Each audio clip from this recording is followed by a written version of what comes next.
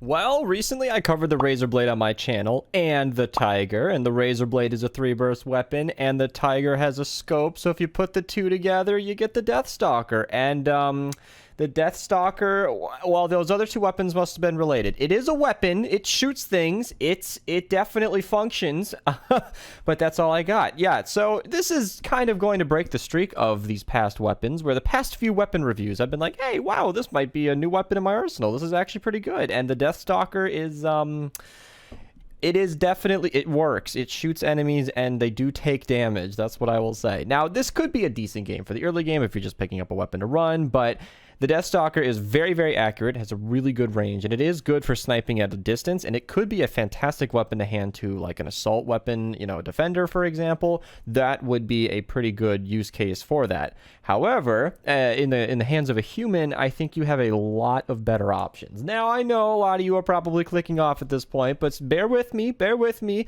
It does have some redeeming traits. Its reload is pretty good. Its crit chance is pretty high, meaning you might be able to run a crit build with this, although there are, you know, there are other weapons. In fact, I'm gonna actually talk about the Tiger for a bit. I rarely talk about other weapons in these videos, but it was interesting enough to me to revisit the Tiger because I mentioned in the video that it has 3 crit damage perks, and I went back on stream and gave it another look, and I gave it all 3 of those crit damage perks, and with Sledgehammer in the lead, I had a 705% chance to crit, and we were critting for over 900,000 damage. That is kind of an example of how good a weapon can be. I could have pulled out the Silent Spectre or the Thrasher, mowed down some enemies in case this gameplay is perhaps some of the first gameplay you've ever seen on Save the World, and it looks pretty good. I will say, in comparison, the Deathstalker does fall quite a bit short compared to many other weapons, and it's unfortunate because it's kind of one of those classic weapons. I figured I've had a pretty good streak looking at these base game weapons. A lot of them were a lot more impressive than I thought, and I figured, hey, maybe the Deathstalker is going to be one of those, you know, high-tier weapons.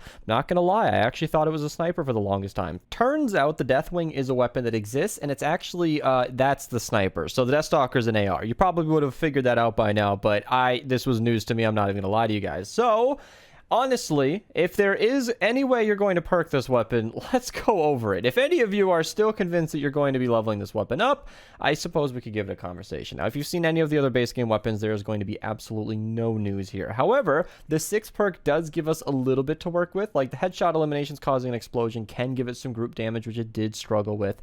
The 5 headshots in a row can help a little bit if you are somebody who is really accurate. Like I said, the scope is dead accurate, and the range on this, which is over 5,000, by the way, is actually a lot better than most ARs in this game. However, like I said, that is probably better in the hands of a defender. Now, I would say the standing in place granting mist monster damage would be nice, and that is a lot of extra damage if you want to stand still, but the only way you're going to get a defender to stand still is by putting them in a cone, and that's not really going to be helping too much. It's, you know, because if they can't have a line of sight to their target, they're going to have a rough time, but of all these 6 perks, I do think Affliction would have been the best because in my gameplay, I was using Slowed and Snared, and it kind of reminded me of, I believe it was the Razor Blade or the Tiger, or both. I think both of mine had Affliction on it, I think.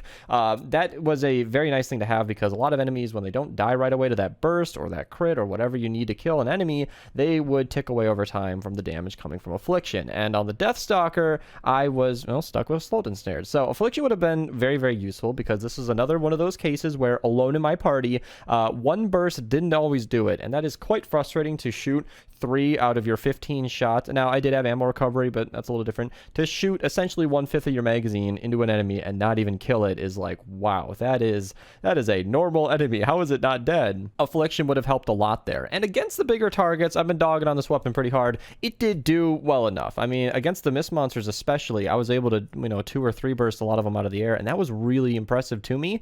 Headshots are definitely what you need to aim for in this weapon, and I'm waiting very late into this video to bring it up, but I will say that the headshot multiplier being ×2 means that if this weapon is going to be of any use to you at all, you got to be aiming for the head. And if you are aiming for the head, it's going to do a lot. I mean, literally just straight up double your damage, which is really, really nice to see. However, headshots are pretty tricky to spec into. So we do have 1 headshot perk on this weapon, and that is, you know, it will be better than a crit build so long as you're aiming for the head, but headshots are tough. Enemies move around, they get get stunned and staggered, so they move their head around. You know, Smashers, for example, have a really weird hitbox where if they turn around, you basically can't hit it. You know, Ride Huskies are the best because you kind of have to go straight through their eye hole, but it's not really going to be a common enough occurrence for you to trust it. I do think a regular crit build on this is going to be nice. A fire rate build and a headshot, like a fire rate headshot build with a reload perk could work if you're somebody who is really comfortable with their aim, but if you're comfortable with your aim, I might have to, you know, put you towards the direction of the Tiger once again. That video will be linked below, of course. However, in this weapon, I do stand by the crit build. Obviously, like I said, double crit damage with a totally rocking out build could work if that's something you want to go with. And the reload perk, I do stand by. So that damage perk would help me one-shot those enemies that I wasn't one-shotting before. But being able to reload quickly and get back into the fight is super nice to have. I mentioned I like the mag size perk on the Razor Blade, and that stands with this weapon as well. The reload isn't that bad, and I think you might be able to get away with the mag size perk. It's nice to shoot more bullets before having to reload. But with a 4.4 fire rate compared to like the 7.7 on the Razor Blade, you are going to be shooting very slow. So you're not exactly going to need that mag size perk. I think reload was perfectly fine, and it kept me going right back into the action. And then I mentioned this earlier with the 6th perk. I think a lot of people know this by now, but I will say it anyway. The 5th perk you want to match to your 6th perk. So if you have Slowed and Snared or Affliction, you want to match the 5th perk. And then if you have any of the other ones, like the headshot eliminations, for example, this is a headshot weapon, so you're going to want to be aiming for those anyway.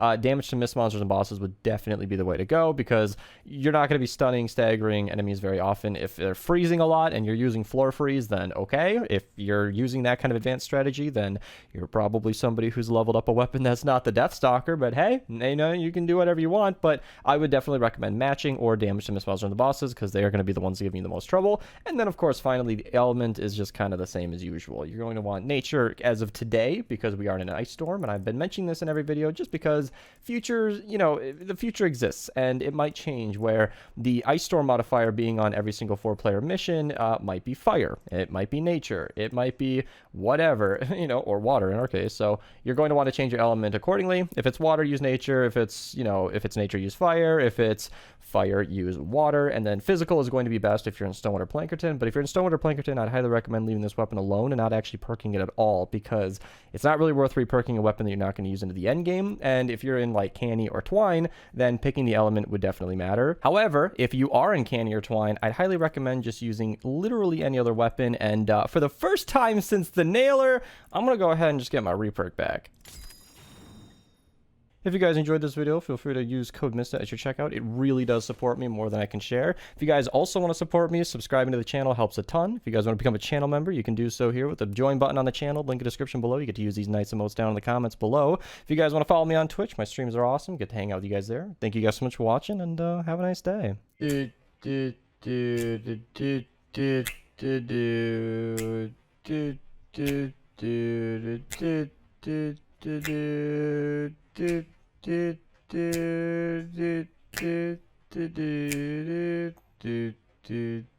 And then